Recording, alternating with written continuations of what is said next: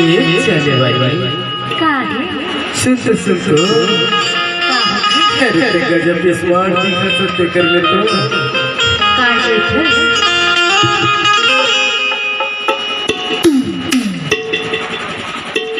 आजा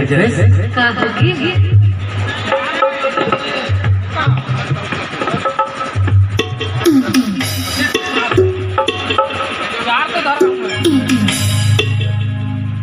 तुर होते गुलाबी ओ तुर नैना सराबी घूमोला कैसे कैसे लागे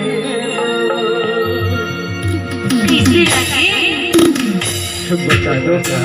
बताना सही बता दो हाँ बताना सनसनानन साई साई साई साई सनसनानन साई साई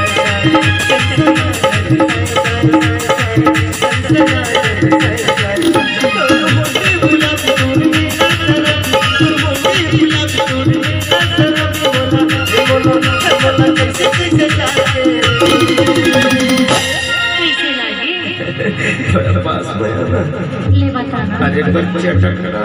चल धक धक से लगे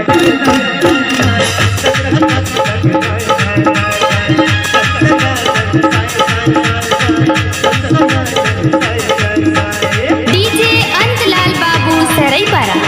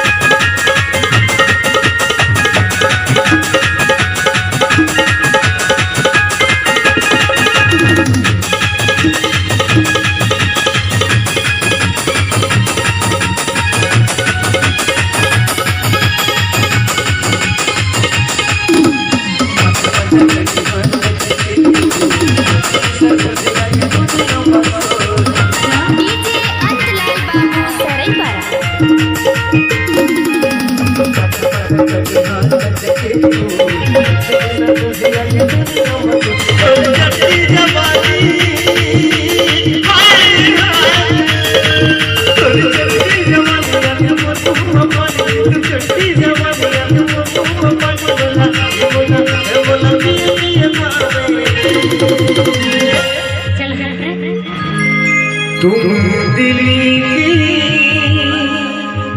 धड़कनों में रहते हो